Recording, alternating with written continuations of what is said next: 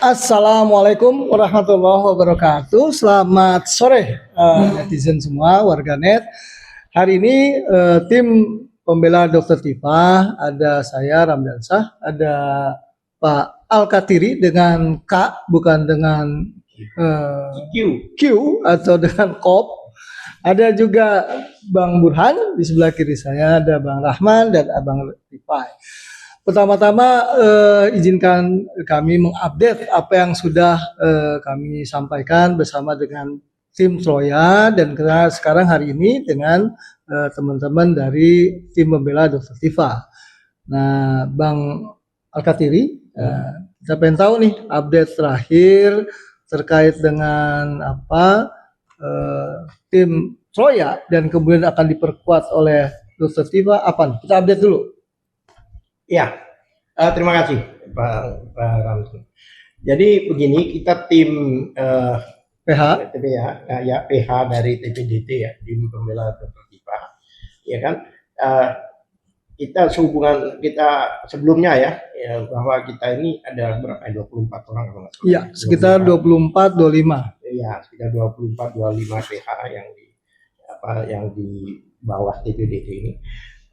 Banyak hal-hal yang sekarang ini kita tahu di lapangan ini kan simpang siur ya, kan ada informasi, kemudian hoax yang berkeliaran di mana-mana, atau informasi yang tidak jelas lah, informasi yang tidak jelas, bahkan ada masalah disinggung soal mantan wakil presiden kita, kemudian ada juga ketua DPR, kemudian ada tokoh-tokoh dan sebagainya.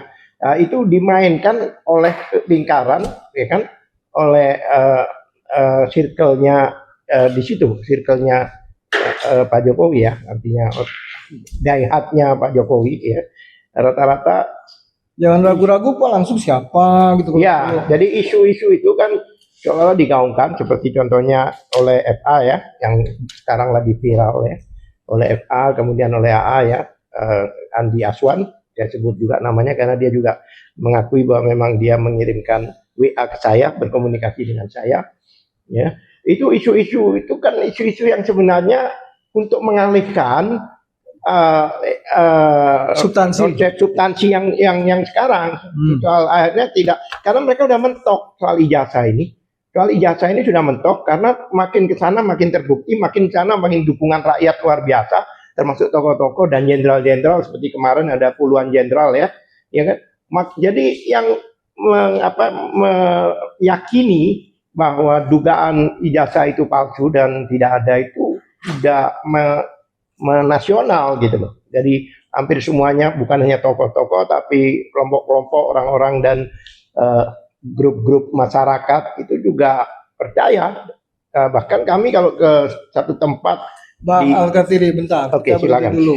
Bang Burhan menangkap itu ya. Jadi teman-teman dari apa katakanlah yang berbeda pandangan dengan kita itu bergerak tidak lagi pada substansi, tapi dari wilayah pinggir-pinggir. Kira-kira Bang Burhan?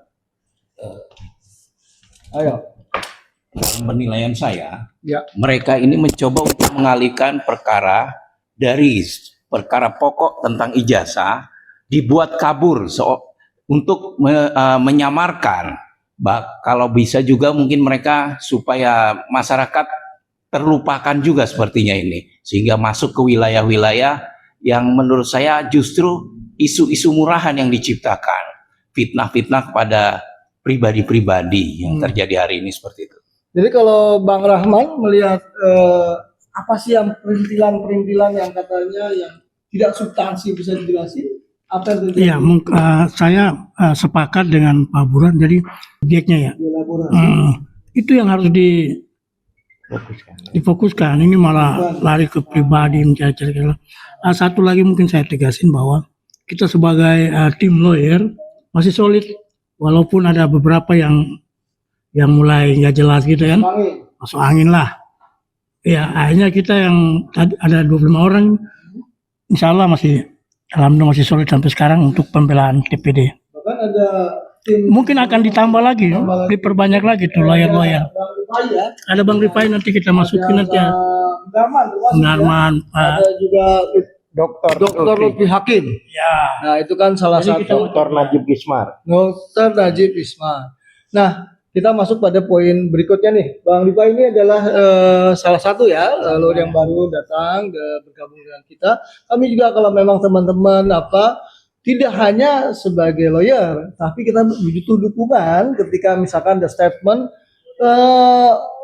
dulu kan ada RRC ya, Rismon Tifa, dan sekarang Rismon sudah keluar dari grup ini dan mendeklar bahwa apa yang disampaikan itu adalah benar. Silahkan netizen warga internet ini tidak mengklarifikasi, mengcounter, itu diperkenankan, bergabung boleh, kemudian mengcounter boleh. Pada prinsipnya mengkonstruksi 2 poin penting, Pak Al-Katiri ya. Pertama itu terkait ijazah Presiden ke-7 Joko Widodo. Yang kedua terkait dengan fitnah. Benarkah ini fitnah? Jadi poin cuma 2 itu. Kalau keluar misalkan, saya perlu nanti Pak Al-Katiri ini dengan K-nya ini, betul nggak sih Pak Al-Katiri bahwa ada Pak Dr. Tifa yang kemudian mau WA salah satu teman kita yang lain itu, kalau nggak salah inisialnya AA. Nah ini kemudian mereka ini akhirnya seolah-olah percakapan Dr. Tifa dengan kemudian AA ini ujungnya itu pengen berjumpa dengan Pak Jokowi di Solo. Betul? Gimana Pak Al-Katiri? Jadi gini, kita ini berbicara fakta ya. Kami bukan ilusi, bukan dugaan, bukan asumsi, tapi fakta-fakta yang kita hadapi. Sebelum saya masuk ke situ ya. Contohnya dari FA contohnya ya, itu banyak berubah gitu. Yang mengajak ke Solo dan sebagainya. Sekarang bilang, wah ke Solo nggak mungkin. Seharusnya kan ke kepolisian. Lah ini berbalik lagi sekarang. Artinya sebelumnya itu menyatakan mengkonfirmasi bahwa kalau mau damai ke Solo, kalau mau RJ ke Solo. FA. Sekarang dia bilang ke kepolisian. Terus satu hal lagi di circle-nya yang lain pada waktu itu di dialog-dialog TV menyatakan bahwa dengan tegas mengatakan Pak Jokowi tidak akan menerima RJ 3 orang. Ya kan? Siapa itu? Resmon, Roy dan Tifa. Tapi sekarang faktanya jadi banyak ya, artinya pernyataan yang dibantah sendiri, yang dikoreksi sendiri, ya kan? Itu fakta. Nah, sehubungan dengan pertanyaan Bang Ramdhani, ya kan? Sehubungan dengan pernyataan Bang Ramdhani, pertanyaan, ada orang terganggu gitu. Iya, pernyataan. Jadi begini, pada tanggal 23 saya ingat sekali, bulan ini di hari raya 2 hari kalau nggak salah, itu kan 21, 22 ya 1 hari.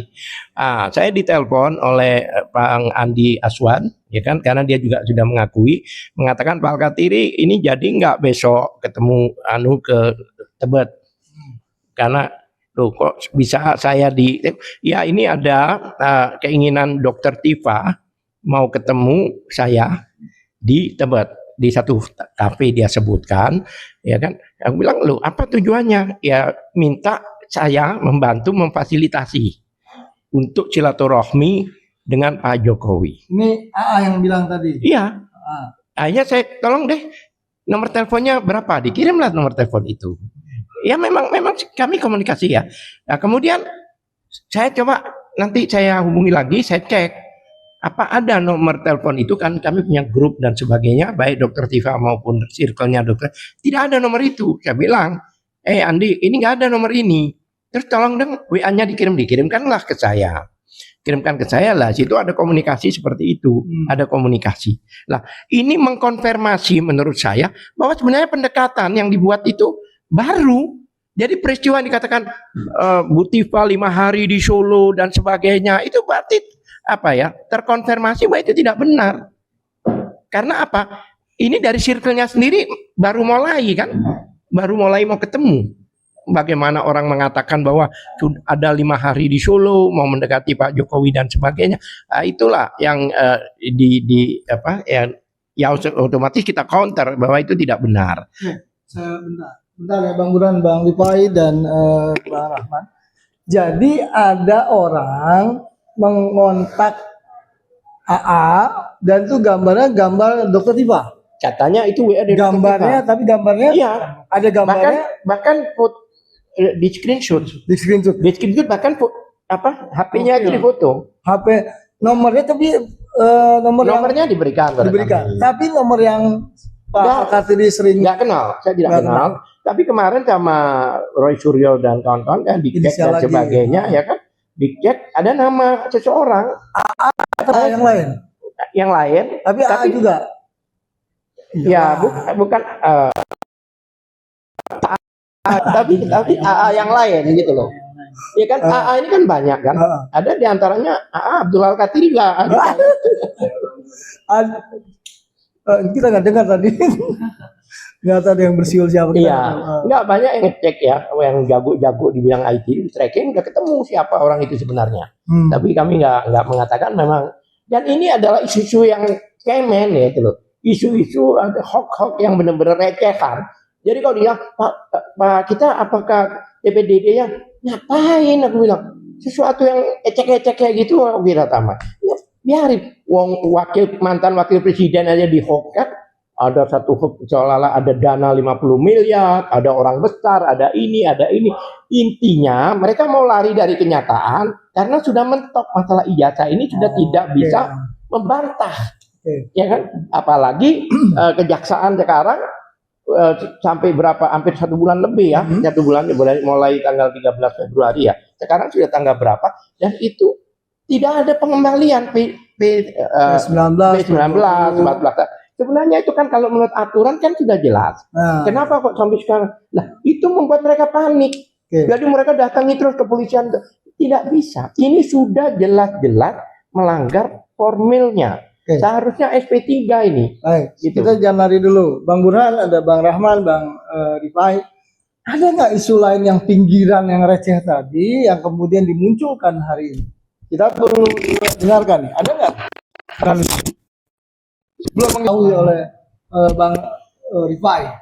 Oh ya, kebetulan beberapa hari ini ada isu yang kita nonton di Media. apa namanya, Gimana? baik di media, khususnya di TikTok, itu terkait dengan salah satu penasehat dari circle Pak Jokowi, yaitu Eva, menyangkut masalah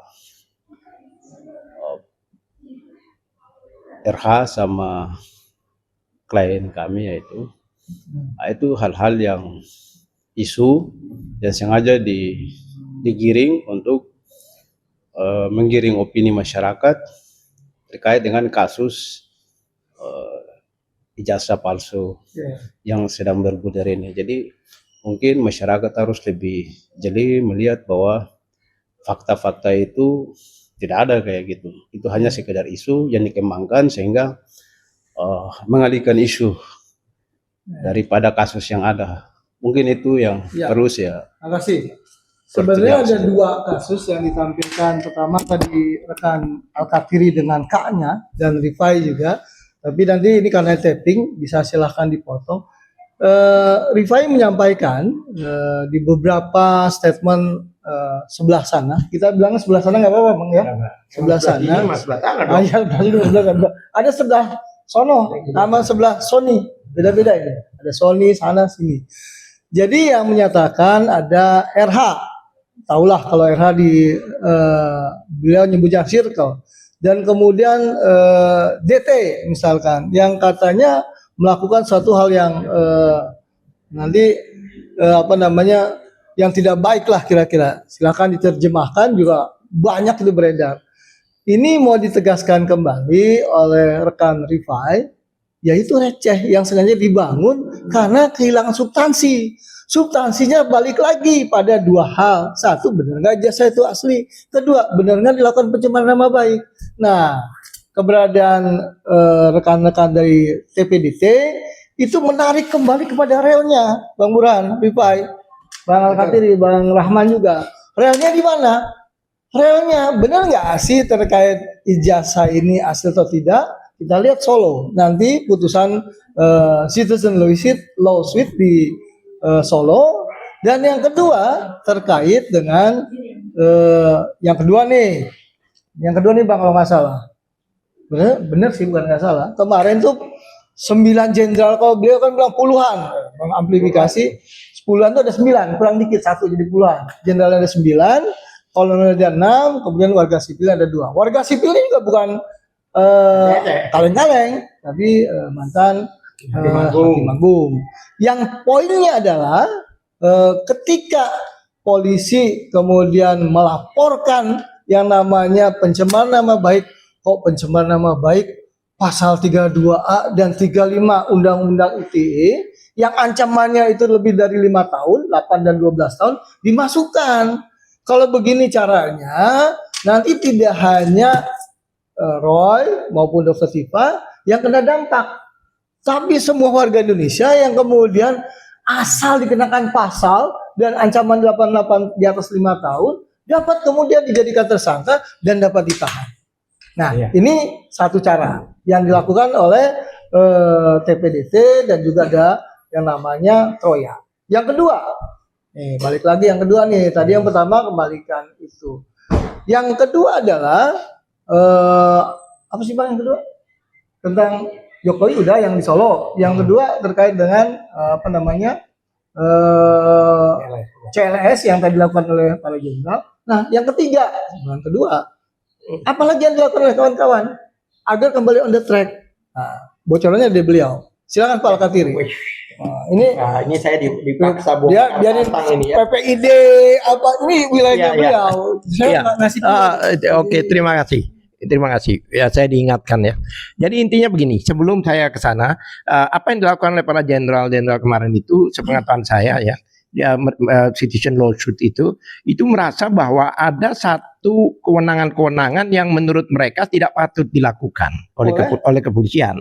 Ya, artinya dengan dikenakan pasal-pasal yang tidak jelas tadi, yang 8 tahun 9 tahun itu, menurut mereka itu adalah pasal cucupan, makanya digugat dan sekarang kalau nggak salah dalam proses dan satu hal lagi di KUHP yang baru pasal 23 ayat 7 itu jelas ya, nggak seperti dulu bahwa kepolisian ini kalau belok dari tupoksinya abuse of power atau itu kalau istilah undang-undangnya itu belok dari tupoksinya atau melebihi dari kewenangannya, maka itu ada sanksi.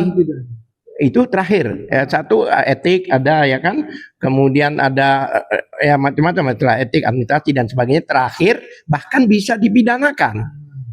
Dulu nggak ada. Jadi kalau kita menemukan bahwa memang itu ada melebihi atau melewati kewenangan, maka dapat dipidanakan. Oleh sebab itu ya para penyidik ya kan, jangan hati-hati ya dalam menangani perkara-perkara saat ini itu, jangan apa istilahnya lewat dari kewenangannya sesuai dengan ketentuan undang-undang. Itu ada. Jadi pasal 23 KUHP yang baru ayat 7. Jika melebihi kewenangannya maka Anda dapat dipidana. Itu satu. Kemudian masalah sekarang yang kita lakukan bersama Pak Ramdhani, Bang Ramdhani, Bang Ramdan Syah sebenarnya. Ramdan Syah, ya orang Aceh ini. Ramdan Syah. Jadi yang kita lakukan, kita ini sudah mengajukan ke PPID karena ada suatu peristiwa yang tidak layak, yaitu bagaimana bahwa yang dikatakan 709 barang bukti itu, yang 505 dari UGM, yang mana UGM juga memberikan tembusan berita acaranya ke kami secara resmi, ya kan? Itu dihitamkan itu seolah-olah dikecualikan. Padahal dikecualikan itu ketentuan undang-undang, apa-apa yang dikecualikan itu harus melalui namanya uji konsekuensi. Harus diuji dulu. Ya kan, konsekuensi yang batu ujinya adalah undang-undang dasar maupun undang-undang KIP, yaitu undang-undang nomor 14 2008 itu. Nah, karena ditutup, bayangkan sampai bisa katakan 90%, kami mempertanyakan karena bukti-bukti itu berdampak pada kami, pada klien kami. Nah, kami pertanyakan bukti apa yang kalian punya ini? Karena kami minta tidak diberi, dalam gelar perkara pun sudah dikatakan bahwa itu ada 709, makanya kami ajukan ke PPID untuk meminta daftar itu dibuka.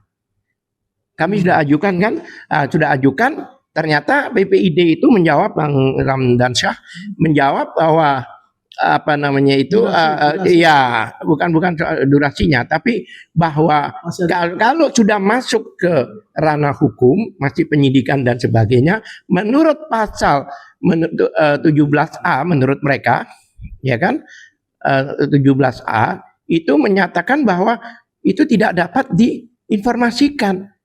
Tapi ada pasal lain yaitu di Undang-Undang Nomor 14 2008 itu, yaitu pasal 2 ayat 4, jika untuk kepentingan yang lebih besar, lebih publik, maka bisa dibuka. Kita kan hanya minta daftarnya. Bukan dokumennya. Kita hanya minta daftarnya aja loh. Itu tidak dikasih. Padahal daftar itulah yang salah satunya membuat dasar untuk mentersangkakan orang-orang ini. Nah, inilah yang menjadi pertanyaan dari para jenderal kemarin, untuk ini nggak benar gitu loh. Ini beda ini. Jenderal kan citizen lawsuit. Iya, tapi masalah yang diujikan itu masalah kewenangan. Kewenangan dari Polda ini, ya kan, kenapa mengenakan hukuman yang tadi pasal susupan tadi, dan juga masalah ini kenapa tidak terbuka. Nah, bentar. Ini kan nggak apa-apa, pegang aja Pak. Ya, Aman kita. ya. Suara saya cukup kencang. Ini kan pejabat pengelola informasi, pejabat pengelola informasi Dan dan dokumentasi. Iya, PPID-nya di pihak polisian, iya Polda. Polda Metro. Hari ini sudah kadaluarsa belum? Begini, mereka kan waktu itu minta waktu 7 hari tambahan. Emang ketentuannya ada tambahan 7 hari. Tapi sudah lewat dan sebelum 7 hari memang mereka sudah menjawab. Tapi jawabannya itu tidak memuaskan kita, sehingga kita mengajukan keberatan sesuai undang-undang, maka diajukan ke atasan. Atasannya PPID. Dan itu kami sudah ajukan kira-kira 15 hari yang lalu kalau nggak salah. Tanggal 4 Maret. Tanggal 4 Maret, dan itu oleh undang-undang diberi waktu 30 hari. Berarti sampai tanggal 4 besok ini ya. 4 Maret 30 hari kerja. 30 hari kalender. Kalau di undang-undang biasanya kalender, bukan hari kerja. Ya kan? Ya itu tanggal 4 ini kan terakhir. Jika atasan PPID itu tidak menjawab, ya kan? Maka kita bisa mengajukan permohonan sengketa kepada KIP daerah, yaitu DKI, Informasi Publik Provinsi DKI Jakarta. Kenapa DKI Jakarta bukan pusat? Karena yang kita minta data-data itu dari Polda, bukan dari Mabes. Kalau dari Mabes ke pusat. Artinya ini durasinya masih 15 hari lagi. Masih ada di pimpinan atau atasan dari PPID. Ya, makanya kami minta dijawab. Kalau tidak dijawab, ya kan, tidak masalah. Berarti kami akan pakai jalur undang-undang. Amanat undang-undang, kita bisa melakukan permohonan yang masyarakat awam mengatakan itu gugatan. Ya, permohonan ke PPID. Nah, Bang Burhan ada tahu gugatan kalau ke KIP, Komisi Informasi Publik Provinsi DKI Jakarta, hasilnya apa tuh Bang?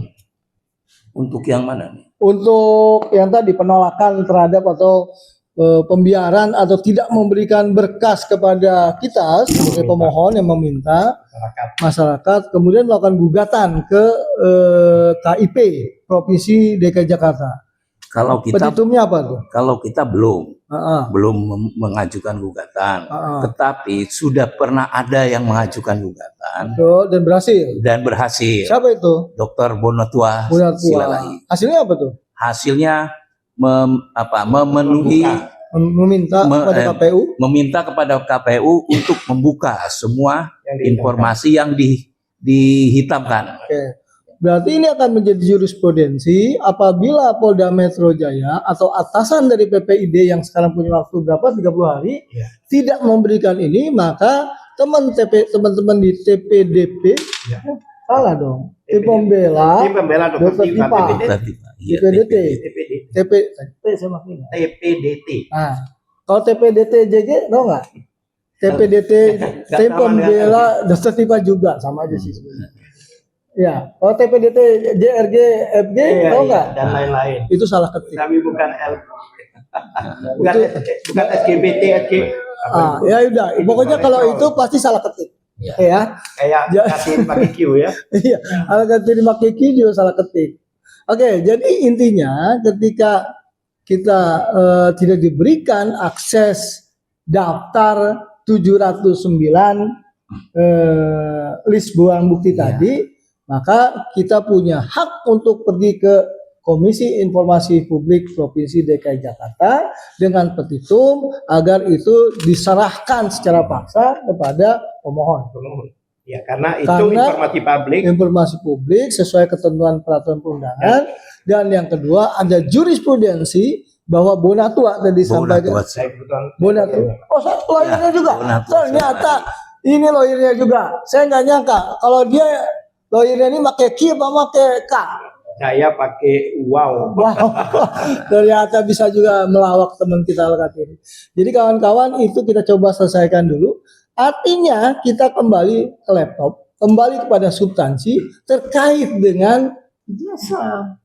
Bukan kemudian pada yang pinggir-pinggir tadi, Pak Katri, Bang Rahman, kemudian Bang Burhan, hoax yang tadi katanya ada gambar ini, nggak tahu nomornya nggak benar, ada hubungan apa, ada 50 miliar, ada 50 benar, ada 5 hari katanya Ibu Tifa di Solo mengibang-ibak ke tembok ratapan. Ada. Jadi poinnya sebenarnya kawan-kawan warga warga internet, netizen, kalau prinsipal kami atau teman-teman Suryo atau Dr. Tifa ini diam seperti kemarin menjelang Idul Fitri, itikaf di masjid, kemudian melakukan refleksi, jangan buru-buru kemudian disimpulkan atau kemudian menjadi yang viral juga nggak benar. Contohnya seperti itu. Jadi viral atau cepat tapi juga harus kemudian tepat. Iya. Judul dulu kuis cepat dan tepat. Iya. Udah cepat tapi wajib tepat. Nah, gitu Pak. Jadi itu yang pertama. Artinya diamnya Dr. Tifa tidak kemudian berarti pergi ke Solo. Tanya dulu, gitu. Karena sesuatu yang viral dan kemudian terus-menerus kita anggap itu adalah sesuatu yang yang benar, maka sesuai dengan targetnya. Bahwa itu yang cepat itu pasti tepat. Padahal yang cepat belum tentu tepat. Saja cepatnya tadi ngomong cepat jadi susah. Ya. Oke. Kita kembali pada poin berikutnya. Apalagi Pak? Tadi baru 3. Ada. Coba apa? Ingatkan saya. Jangan diingatkan. Bapak silakan. Izin Pak, tadi kan terpotong. Ini pegang yang mana? Nggak apa-apa, biar masuk. Ini kan terkait surat permohonan ke PPID. Iya. Nah, itu tadi terpotong. Coba bisa Pak Al hadiri menceritakan lagi kronologis. Oh, kok terpotong kenapa? Jadi, Iya.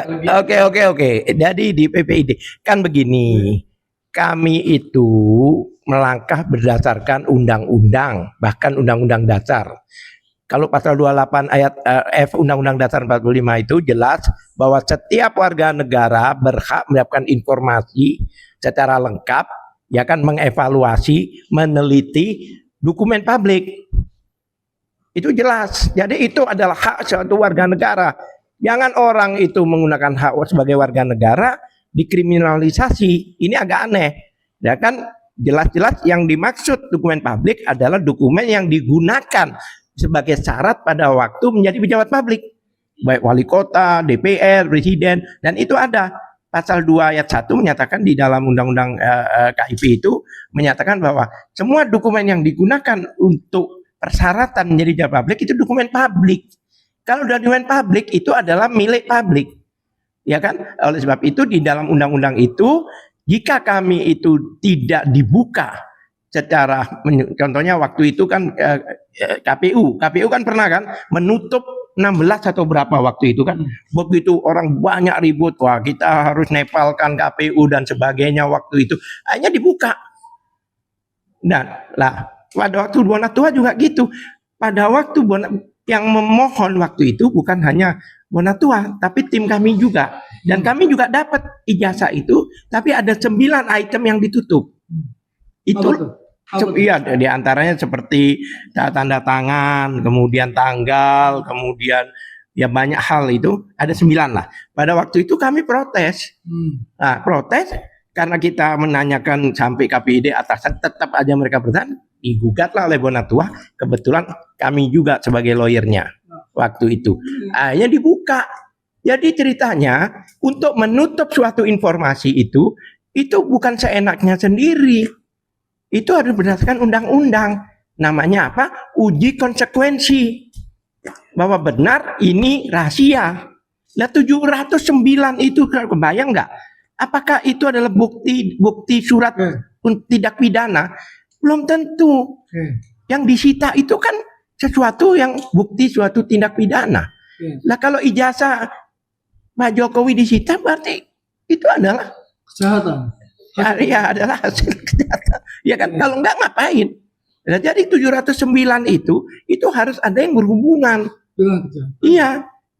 Sekarang contohnya ini banyak cingkir nih. Ada orang keracunan dengan cingkir yang ada yang di sini. Ya cingkir, cangkir ya. Sorry bahasa Jawa Timur cingkir. Cangkir. Beda tipis sih. Iya. Cangkir yang ini yang disita. Bukan semua cangkir di ruangan ini disita. Iya kan? Ya kalau disita ya apakah benar itu adalah bukti dari tindak pidana sampai 709 hanya untuk membuktikan satu surat dengan 709 surat yang lain. Keren menurut saya ya. Berarti Oji cukup ya tadi ya? Katanya kurang itunya apa penjelasannya potong. Nanti kalau potong cari gunting. Tapi tadi Bang Burhan, Bang Ripai dan Bang Rahman tadi saya lihat Pak Ripai sudah kita kasih clue. Apalagi sih yang mau dilakukan? Dia masih bingung tuh mikir. Ternyata tadi sudah sampaikan apa yang akan kita lakukan terhadap penyelenggara pemilu. Kan seperti itu kan kemarin. Ya. Ingat kan mulai? Silakan. Oke. Jadi begini, karena saya lawyernya Bonatua ya, satu hal lagi, kemudian ada putusan Bonatua yang sudah putus, itu ada suatu kejanggalan di dalam putusan itu. Apa tuh? Yaitu ada dalam konsiderannya bahwa pada tanggal 9 Desember, ya kan tahun lalu, 2025. ya beberapa 2 bulan yang lalu, itu hakim atau komisioner KPU itu datang ke lapangan, ke KPU untuk melihat langsung salinan ijazah yang ada di KPU. Nah, itu oleh KPU ditunjukkan yaitu ijazah salinan ijazah tahun 2019 sampai 2024. Sedangkan yang tahun 2014 sampai 2019 tidak ditunjukkan. Ditanya loh, kenapa? Karena belum ditemukan. Aneh nggak? Karena belum ditemukan. Padahal tanggal 10 bulan 10 Bon Jovi itu sudah dapat itu. Sebelumnya menurut Bon Jovi informasi sudah dapat. Nah kok sekarang bisa belum ditemukan? Satu. Lah pulanglah itu komisioner 2 hari setelah itu tanggal 11 ada di situ di putusan ada surat yang menyatakan bahwa itu sudah tersedia. Kan berarti kan nggak akan kembali lagi kan mereka. Lah patut diduga, kenapa dikatakan demikian? Patut diduga salinan ijazah 2014 dan 2019 itu tidak menggunakan stempel basah dalam legalisirnya. Artinya apa itu perbuatan melawan hukum? Lah ya itu pidana Pak. Kan ketentuannya itu kan harus stempel basah tahun-tahun itu kan. Lah kalau seandainya dikirimkan sebelum stempel basah kan tadi dinyatakan barangnya nggak ada.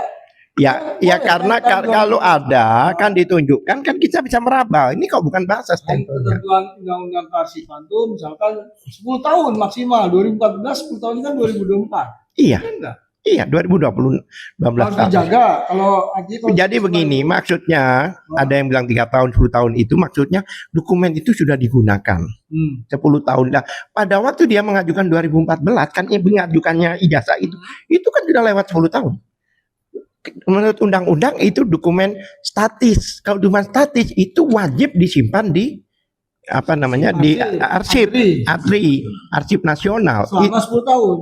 Enggak, maksudnya itu sudah masuk sejarah. Sudah masuk sejarah yaitu presiden-presiden Indonesia ini kan adalah bagian dari sejarah. Tapi tidak ada. Bahkan pada sidang itu saya juga lawyernya pada waktu itu kami tanyakan. Mereka sudah berkali-kali minta ke KPU. Tapi KPU tidak memberi, maka keluarlah yang waktu itu. Yang waktu dikecualikan ada 16 itu. Dijawab itu, Andri. Padahal itu ada pidananya loh ya. Kita kembali lagi nih ke laptop. Laptop itu adalah kita kembali pada realnya kembali terkait dengan ijazah itu, kita kemudian bisa melakukan perlawanan terhadap KPU, misalkan Iya. perbuatan dilakukan penyelenggara terkait dokumen berdasarkan ketentuan undang-undang kearsipan itu harus dijaga. Itu satu. Ya. Kemudian ketika dibutuhkan oleh misalkan terkait dengan isu yang mengandung muatan publik seperti ini juga bisa dihadirkan. Dua. Yang ketiga, dilakukan tidak ketentuan peraturan perundangan, misalkan diverifikasi atau tidak, kemudian dicek atau tidak. Jadi Pak Iya. Alkafi kan menyatakan Oh iya. tidak ada dokumen yang kemudian stempel basah dan seterusnya. Dugaan kenapa tidak ditunjukkan, takut diraba sama hakim itu, ini kok nggak basah gitu loh. Ketika gelar perkara Jadi khusus, dugaan bukan di KPU-nya. di KPU-nya. Makanya dikatakan tidak ditemukan. Kenapa kok tidak ditemukan? 2 hari setelah itu dikatakan ada, tapi tidak dilakukan. Artinya banyak orang menduga bahwa kenapa pada waktu itu, karena kan 2019 itu kan bisa diraba mungkin ya. Tapi begitu 2014 mungkin karena yang dimundur. yang diberikan itu bukan stempel basah, apalagi sekarang lagi menjadi kontroversi ya, bahwa dekan yang menandatangani itu adalah dekan yang sudah tidak menjabat. Dekan Fakultas Kehutanan UGM. Iya, itu kontroversi ya, dugaan. Itu dekan yang menandatangani legalisir itu yang menyatakan dekan itu pada 2014 itu sudah tidak menjabat. Kan dia tidak menyebutkan tanggal dan tahun di Tidak ada tanggalnya. Artinya kan kapan dibuatnya bisa aja Di 2012. semua, di baik itu salinan ijazah KPU daerah maupun KPU pusat, tidak ada satupun legalisirnya yang ada tanda tangannya. Aneh kan? Padahal tanda tangan itu adalah salah satu syarat untuk legalisir. Lanjut. Saya haus. Iya, Lanjut. Iya Bang. Lanjut. Abang mau minum? iya boleh. Oh boleh nih. Diminum. Saya lebih banyak ngomong 3 detik. Saya minum dulu. Berdua. Ini saya. Oh, ini saya. Iyalah. Bismillah. Bismillah. Jadi gitu Bang. Jadi iklannya ada di bawah sini ya. Nah, ini. Hubungi nomor ini. Hubungi nomor ini. Jadi intinya ya kan banyak kejanggalan-kejanggalan yang tidak bisa dipertanggungjawabkan. Oke. Ini udah kita dapat kembali ke laptop, kembali kepada filenya, dengan kemudian bisa melakukan melakukan gugatan perbuatan melawan hukum yang dilakukan oleh penyelenggara pemilu, atau kemudian yang kedua bisa kemudian melakukan ke DKPP, tapi udah lewat ke DKPP kan. Iya. Tapi intinya penyelenggara pemilu pun bisa kemudian bisa pidana untuk penyelenggara pemilu. kita pidana. Bisa. Yaitu dengan pintu masuk undang-undang ANRI. Kearsipan tadi. Undang-undang ANRI.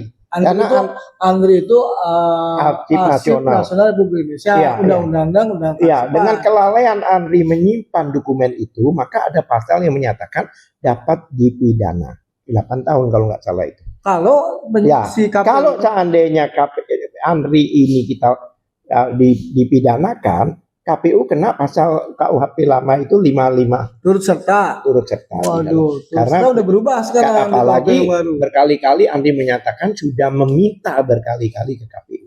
Oke, memang nggak bisa memaksa.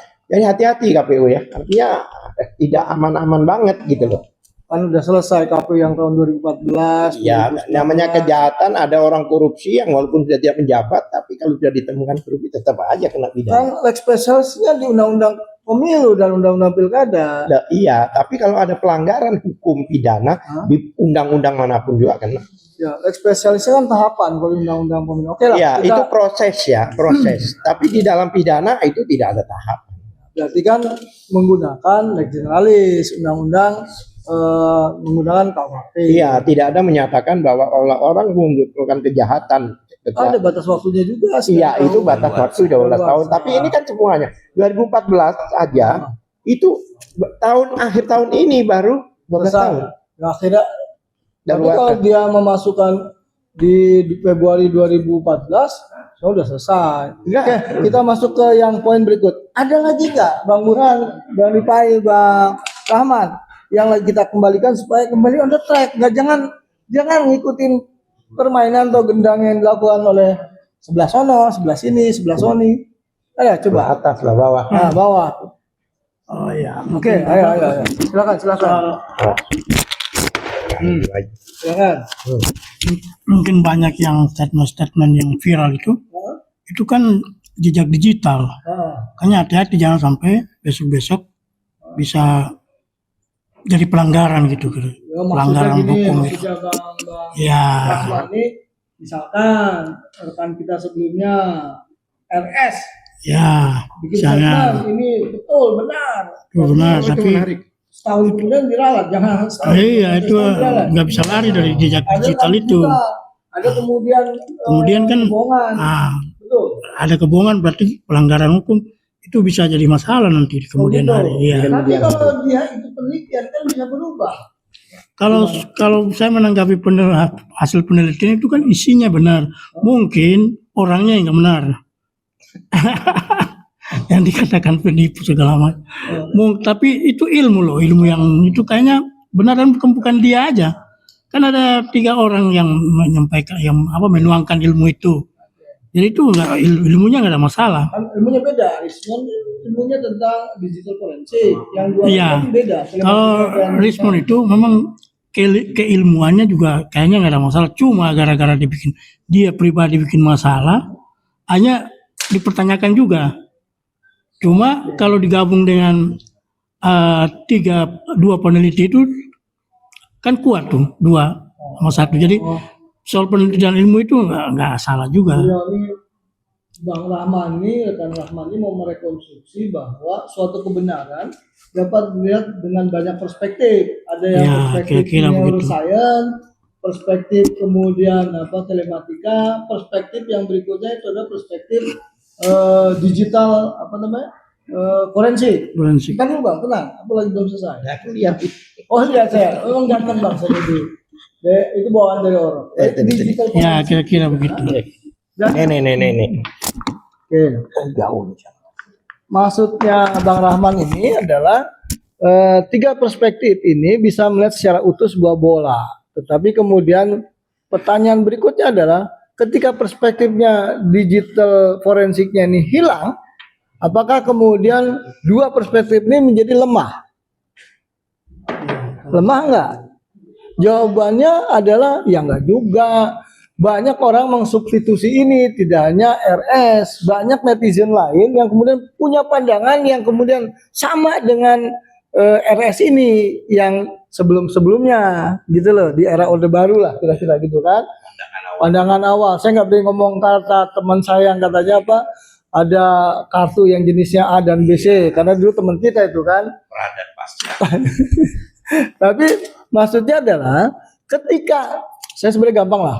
Ini buat teman-teman semua, saya kebetulan belajar filsafat. Dalam filsafat itu ada hermeneutik. Hermeneutik itu terkait dengan sesuatu yang dibalik itu semua.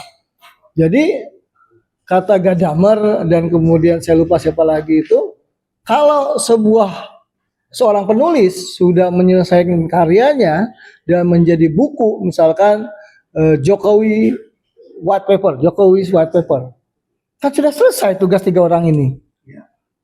Selanjutnya serahkan pada pembaca untuk menentukan mana yang benar nggak 3-3-nya, jangan-jangan 3-3-nya salah, jangan-jangan 3-3-nya benar, jangan-jangan yang benar 2, yang 1 salah. Tetapi kalau salah, pembacanya bisa kemudian menutupi ini menjadi konstruksi yang benar. Bola itu adalah bulat, bukan bola itu lonjong. Benar nggak Pak Al-Khatiri? Nah untuk itu mau tambahin, kita udah mau selesai ya setelah Pak Al-Khatiri kita akan selesai. Tapi maksud saya poinnya adalah merekonstruksi kebenaran itu kemudian harus dari banyak perspektif. Ketika satu perspektif itu hilang, tidak kemudian perspektif ini menjadi menegasikan yang lainnya. Itu poin. Tapi nggak tahu nih Pak Al-Khatiri mau bicara apa. Ini saya menyambung di Rahman dan Bang Ramdan saya. Dua-dua. Menyambung menjadi satu. Jadi ini begini. RHS teman kita yang dulu itu kan sudah bikin pernyataan bahwa dia katanya penelitian dia maupun penulisan dia kemarin itu ada keliru karena dia telah menemukan fakta lain, ya kan, 3 bulan yang lalu. Sejak 3 bulan yang lalu dia meneliti fakta yang lain, kan begitu. Tetapi jangan lupa pada tanggal 18 Februari kemarin dia sebagai saksi di Solo, ahli yang dihadirkan yang masih berbicara tentang buku itu, masih berbicara tentang penelitiannya itu, bahwa penelitiannya itu benar, ya kan, benar lah. Sedangkan dia mengajukan restorasi justice itu kalau nggak salah tanggal 2 Maret. Ya, baru 12 hari gitu loh. Nah, bagaimana dia katakan dia sudah melakukan perubahan, menemukan fakta baru 3 bulan yang lalu. Sedangkan 12 hari sebelumnya dia masih bersikukuh bahwa tulisan dia, pernyataan dia, penelitian dia adalah benar. Nah, kan aneh. Sebelah top lagi. Lah ya, artinya kalau memang sejak 3 bulan yang lalu dia menemukan fakta yang berbeda, kenapa tanggal 18 Februari dia masih menggunakan sebagai keterangan ahli pakai itu isi buku itu bahwa itu benar. Dan jangan lupa dalam keterangan ahli itu ada sumpah. Disumpah ahli itu. Bahkan kalau orang menggunakan sumpah palsu, keterangan palsu sedangkan dia disumpah, itu diancam di KUHP yang baru pasal 373 itu adalah pidana 7 tahun.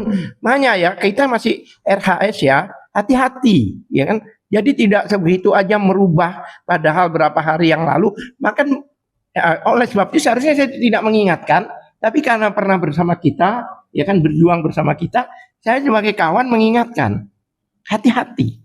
Jangan sampai ada pelanggaran hukum yang mana lebih berat buat hukumannya. Oke. Tapi kan boleh dong hari ini mendung, besok hujan, besok lagi Tapi terang kan bukan 3 benderang. bulan yang lalu. Loh, hari ini tadi siang matahari terang, tapi udah mulai sekarang mendung. Kalau dia bilang baru menemukan 3 bulan yang lalu, dia udah berubah pemikirannya. Oke. Kenapa 12 hari yang lalu masih tetap dengan yang lama? Karena nggak masuk akal logika. Kita nggak bisa hukum logika itu. Tapi kan kebenaran itu Berarti yang dikatakan 3 bulan yang lalu dia menemukan fakta baru itu tidak benar. ya, itu kan perspektifnya Pak Oh, atau rekan Pak Al-Katiri. ini nama Kalau begini. Kalau saya lapar sekarang, kira-kira saya salah apa benar? benar. Belum Makanya- tentu, saya belum salah lapar. Karena menurut saya hari ini nggak lapar. Kata teman kita sebelumnya yang katanya rahasia itu RHS ya. Saya lagi lapar. Masa Pak Al-Katiri bisa menjudge bahwa Anda tidak lapar, Anda tidak salah. Juga ketika beliau menyatakan saya lapar, Anda salah, Anda tidak lapar, tidak bisa. Itu urusan masing-masing. Katanya tadi dari Jadi perspektif hermeneutik jadi itu laparnya baru ada ya. Sulemayer, Daga Damer, bukan gitu. Ya udahlah selesai para penulis ini. Jadi ketika seorang penulis membuat tulisan dan itu menjadi sebuah buku, udah selesai tugas mereka. Tidak bisa klaim, wah ini kemarin saya salah. Ya sudah, biarkan membaca yang kemudian memeriksa itu semua. Oke. Buku beredar. Bikin buku baru untuk membantah itu. Bahwa buku itu salah. Tadinya Jokowi white paper, misalkan jadi Jokowi sih black paper, lebih gelap lagi gitu loh. Black paper itu kan saus, Mas. Hah? Oke, jadi sebenarnya itu kita udah cukup lama ya kawan-kawan semua kita mengisi ruang-ruang dialog ini supaya teman-teman mendapat pencerahan, warganet, citizen, bukan citizen, netizen itu bisa kemudian punya bacaan terkait dengan apa yang sudah disampaikan oleh tetangga sebelah yang isinya itu adalah soal rempah-rempah, bukan remah-remah. Pak Al-Katiri, Pak Rahman, kemudian ada rekan Burhanuddin, ada rekan Rifai, dan saya memberikan ruang-ruang yang tadi itu ada di pinggir, kita tarik lagi kepada substansi atau core-nya, sehingga kemudian kita bisa membaca kasus ini kembali kepada realnya terkait benar atau tidak terkait dengan satu ijazah Presiden ke-7 Jokowi dan terus dibuktikan dalam ruang-ruang yang namanya pengadilan, bahkan juga ruang sosial, tinggal tunjukkan saja. Atau kemudian yang kedua, benar nggak apa yang dilakukan oleh Dr. Tifa dan kemudian Roy itu adalah pencemaran nama baik, fitnah, padahal itu adalah ruang-ruang bagi peneliti, bagi kemudian aktivis, kemudian mereka yang menegakkan kebenaran, itulah ruang-ruang untuk mempertanyakan kepada pejabat publik, mantan pejabat publik, mana yang benar dan itu bukan fitnah. Sehingga kemudian siapapun yang melakukan kritik terhadap pejabat publik, terhadap kemudian pemerintahan itu adalah hal yang positif, bukan suatu hal yang negatif. Demikian dari tim pembela Dr. Tifa atau TPDT, tim pembela Dr. Tifa. Terima kasih atas perhatian semuanya. Bila terpeda, assalamualaikum warahmatullahi wabarakatuh. Selamat sore. Waalaikumsalam.